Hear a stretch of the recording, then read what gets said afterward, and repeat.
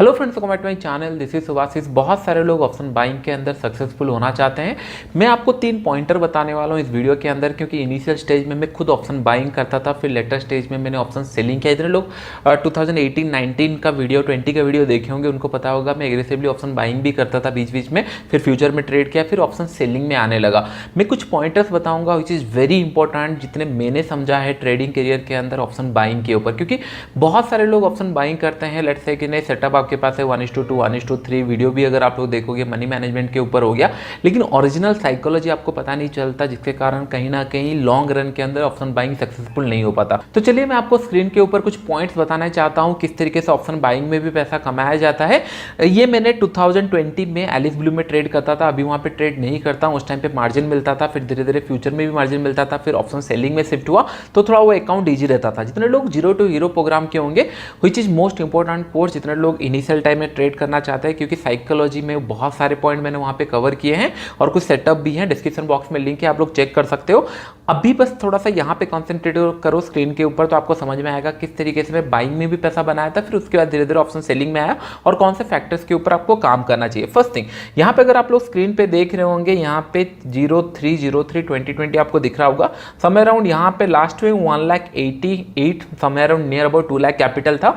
उसके बाद 7 लाख, 15 लाख, 23, 28, तो टोटल यहाँ पे आपको 7 लाख समथिंग यहाँ पे बना। फिर उसके बाद 10 लाख कैपिटल हुआ, फिर उसके बाद 1,55,000 यहाँ पे बना, 10 लाख कैपिटल, फिर उसके बाद 2 लाख समथिंग प्रॉफिट हुआ, 13 लाख कैपिटल हुआ, 2 पॉइंट समथिंग, तो टोटल 16। तो 1 लाख 2 लाख से टोटल 16 तक पहुंचा। कब तक? ये 11 तारीख तक पहुंचा। उसके बाद लॉस हुआ 9 लाख। बहुत सारे लोग ये सर बहुत ज़्यादा लॉस हुआ, क्योंकि उस टाइम मार्केट बहुत ज़्यादा वॉलेटिलिटी था।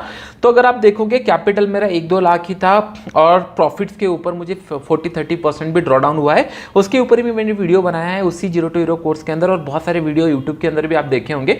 जनरली मैं प्रॉफिट्स के ऊपर थोड़ा रिस्क लेना पसंद करता हूं, सो दैट कि अकाउंट ग्रो हो पाए। उसके बाद 13 लाख का प्रॉफिट हुआ, 20 लाख प्रॉफिट हुआ, फिर 2 लाख, 23 हुआ, फिर 12 लाख, फिर यहाँ पे 2 लाख, 3 लाख कुछ लॉस हुआ।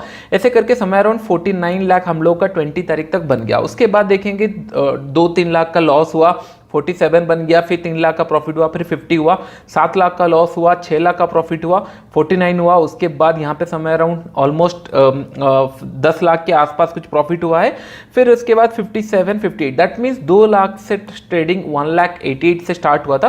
57 ऑलमोस्ट 2 लाख से 60 लाख हम लोग राउंड में ले लेते हैं, उतना तक प्रॉफिट हुआ। अभी मैं आपको इंपॉर्टेंट फैक्टर्स बताने वाला हूं। दैट मीन्स ऑप्शन बायर्स भी पैसा कमा सकते हैं, नो डाउट। मैं भी खुद इसके अंदर ट्रेड करता था, फ्यूचर में भी ट्रेड करता था, क्योंकि मोमेंटम हम लोग को कैप्चर करना रहता था।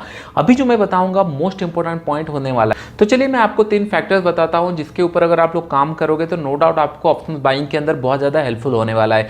फर्स्ट पॉइंट है स्क्रीन ऑन टाइम। देखिए, एक पॉइंट ध्यान में रखो, एज ऑप्शन बायर आपको यह समझना है कि नहीं, you are planning for to trade momentum. क्योंकि अगर आप सही भी हो और आपके फेवर में सही टाइम पे अगर मोमेंटम ना रहा, तो डेफिनेटली आपके अगेंस्ट में टाइम डिके होगा, थीटा डिके होगा, जिसको टाइम फैक्टर हम लोग बोलते हैं, और आप लोग लॉस करोगे। इट्स ऑलवेज बेटर कि नहीं, आपको मोमेंटम टाइमिंग करना पड़ेगा। That means screen on time बहुत ज्यादा इंपॉर्टेंट हो जाता है।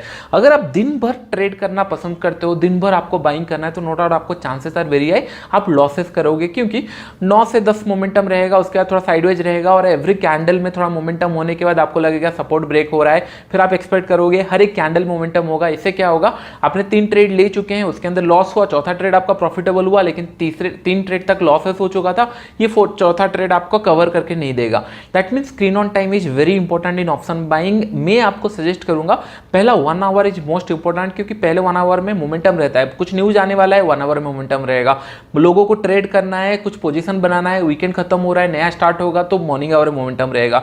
जो मिडिल पोर्शन रहता है 10:30 से लेकर 12:30, ये थोड़ा सा साइडवेज मार्केट रहता है, और यहाँ पे सबसे ज्यादा लोग फंसते हैं। और इन द एंड में जो 12:30 के बाद एक मोमेंटम रहता है, उसके भी आप लोग प्रैक्टिस कर सकते हो। जनरली मैं जब ऑप्शन बाइंग करता था, मैं प्रैक्टिस करता था 1 घंटा कभी मिस नहीं करना है। And second thing, expiry days पे थोड़ा सा मैं ज्यादा फोकस करता था, क्योंकि अगर वहां पे मैं सही हो गया तो थीटा ज्यादा, टाइम वैल्यू ज्यादा रहता नहीं है एक्सपायरी में, तो डेफिनेटली अगर डायरेक्शनली मिल गया ज्यादा प्रॉफिट हो सकता है। अगर मैं आपको सजेस्ट करूं कि नहीं, अगर इमेजिन करो कि नहीं आपको ऑप्शन बाइंग पसंद है, ऑप्शन ऑप्शन बाइंग करना है तो हर दिन इंस्टेड ऑफ स्क्रीन के सामने आपको देखने से अच्छा है कि नहीं, एक दिन ट्रेड करो, थर्सडे के दिन ट्रेड करो, सारे दिन का जो स्टॉप लॉस रहता है उसको एक दिन में आप फोकस कर सकते हो, एक दिन में उतना स्टॉप लॉस लेके ट्रेड कर सकते हो। अगर आप सही रहे डायरेक्शनल तो आपको इजीली पैसा मिल सकता है। अगर ये आप नहीं कर सकते, इट्स ऑलवेज बेटर कि नहीं हर दिन 1 घंटा प्रैक्टिस करो, 1 घंटे के अंदर आपको ट्रेड फिनिश करना है तो आपको थोड़ा क्या होगा, ईजी होगा, क्योंकि हर बार आपको कुछ ना कुछ ऑप्शन बाइंग में हो सकता है 10 पॉइंट का मोमेंटम देखिए आप वहां पे जंप कर गए, momentum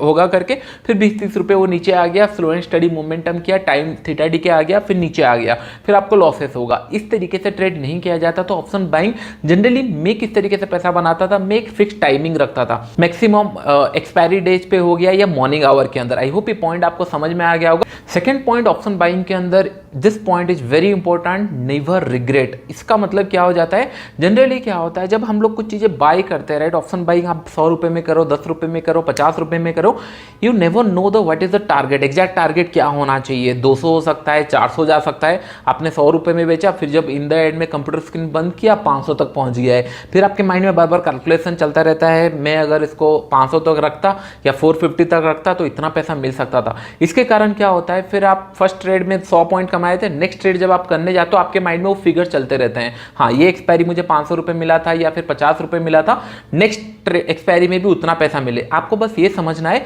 you are trading for a momentum. आपको ये नहीं पता है कि नहीं कितना पैसा आपको मिल सकता है, कहां तक मार्केट जा सकता है। आपने एंटर किए, आपको मोमेंटम मिला, आपने इन किए, फिर 1:2 1:3 आपको मिल गया, बंद करना है, क्योंकि आपको कभी नहीं पता चलेगा टारगेट कहां पे है। इसीलिए लोग अपना साइकोलॉजी इंटैक्ट नहीं रख पाते, क्योंकि they don't know the target, और बार बार उनके माइंड में कुछ ना कुछ फिगर चलते रहते हैं। आज 3 बजे से मोमेंटम हुआ, अगर मैं 50 रुपए में खरीदता तो ये 150 तक जाता, लेकिन आप ये टाइम फ्रेम में ट्रेड नहीं कर रहे हो, आप मॉर्निंग आवर में ट्रेड कर रहे हो। अगर आप दिन भर का एक्शन देखोगे तो definitely you will feel regret, फिर आपका साइकोलॉजी इशू होगा। तो इसको मैंने बहुत टाइम तक प्रैक्टिकल में मतलब इन डिटेल्स में डिस्कशन किया था, इन डिटेल्स में मैंने इसको प्लान बनाया था कि नहीं मुझे रिग्रेट नहीं करना है, भले मार्केट 1000 पॉइंट चला जाए लेकिन मुझे रिग्रेट नहीं करना है। मुझे मेरा 100 रुपए मिल गया या फिर 1:3 मिल गया, 150 रुपए मिल गया, मैंने 50 रुपए में बाय किया था, मुझे 1:3 चाहिए था, 100 रुपए मिल गया, मैं उतने में खुश हूं। जिस दिन आप ये मान लोगे कि नहीं हाँ आपके हाथ में कुछ कंट्रोल नहीं है, आपको बस मिडिल पोर्शन लेके जाना है, क्योंकि क्या होता है जनरली ऑप्शन सेलिंग में ये फैक्टर नहीं आता। ऑप्शन सेलिंग लेट से 300 रुपए में कोई शॉर्ट किया है, इमेजिन करो आउट ऑफ द मनी 300 रुपए का शॉर्ट किया है, मार्केट 1000 पॉइंट फॉलो हो गया, उसके फेवर में मार्केट गया, लेकिन उसको पता है उसको 300 रुपए ही मिलने वाला है, तो उसको साइकोलॉजी इशू नहीं होगा, क्योंकि टारगेट इज ऑलरेडी डिफाइंड कि नहीं 0 तक मुझे आने वाला है। लेकिन ऑप्शन बाइंग में ये नहीं होता। आपने लेट्स इमेजिन 300 रुपए का परचेस कर लिया और मार्केट 1000 पॉइंट चला गया और आपका साइकोलॉजी काम नहीं करेगा, आप 100 रुपए में निकल गए हो, इन द एंड में जब 1000 पॉइंट देखोगे आप तो आप डेफिनेटली वहां पे इशू आएगा। तो इसको आपको कंट्रोल करना है, इसके ऊपर आपको काम करना है। Never regret on option buying. जो स्क्रीन पे दिख रहा है वो आपके हाथ में नहीं आने वाला है, आपके हाथ में क्या आने वाला है, आप एक सर्टेन टाइम फ्रेम फिक्स किए, उसके अंदर जो मोमेंटम आप कितना अच्छा 1 घंटे के अंदर आप कितना मोमेंटम कैप्चर कर सकते हो। कोई भी चार्ट पैटर्न हो, कोई भी सेटअप के ऊपर काम कर रहे हो, अगर वो 1 घंटे में परफॉर्म कर रहा है तो उतना ही मोमेंटम आपको कैप्चर करना है। आई होप ये पॉइंट इंपॉर्टेंट है, इसको आप समझ गए तो हाफ काम आपका हो गया, आधा काम आपका हो गया। तो चलिए हम लोग लास्ट पॉइंट डिस्कशन करते हैं। लास्ट पॉइंट हो जाता है स्केलिंग अप एंड डाइवर्सिटी। ये बहुत ज़्यादा फैक्टर है जब आपको पैसा बनने लगेगा, राइट। मैं आपको बता रहा हूँ, इमेजिन करो ऑप्शन बाइंग बहुत सारे लोग इसीलिए पसंद करते हैं क्योंकि उनको कम पैसे में ट्रेड करना मिल रहा है। इमेजिन करो कि नहीं आप जॉब बस इसीलिए कर रहे हो कि नहीं आपको बस एक सैलरी मिलता है। अगर बस इतना ही फैक्टर है तो डेफिनेटली आप लॉन्ग रन में कभी भी खुश नहीं रहोगे और फिर वो प्रॉब्लम कॉज करेगा। आपका जॉब हो गया या फिर ट्रेडिंग हो गया, आप जॉब कर रहे हो, इमेजिन करो जॉब आपको अगर पसंद है तो डेफिनेटली आपको जॉब भी पसंद आने वाला है। सेम ऑप्शन बाइंग आपको बाय हार्ट पसंद होना चाहिए। अगर आपको पसंद है तो डेफिनेटली कम पैसा हो ज़्यादा पैसा हो तो आपको समझ में आ गया कि नहीं आप किस तरीके से उसको यूटिलाइज कर सकते हो, तभी जाके आप ऑप्शन ट्रेडिंग में सर्वाइव कर सकते हो।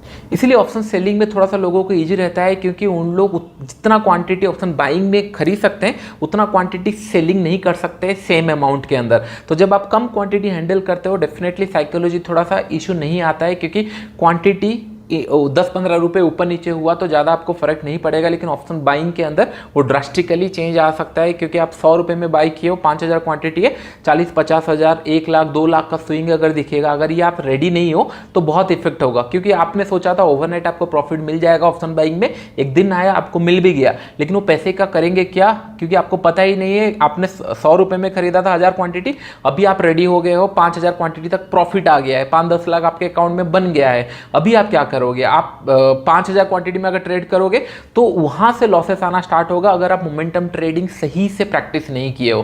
तो ये 3 पॉइंट के ऊपर अगर आप लोग काम करोगे तो आई होप ये पॉइंट आपको समझ में आ गया होगा।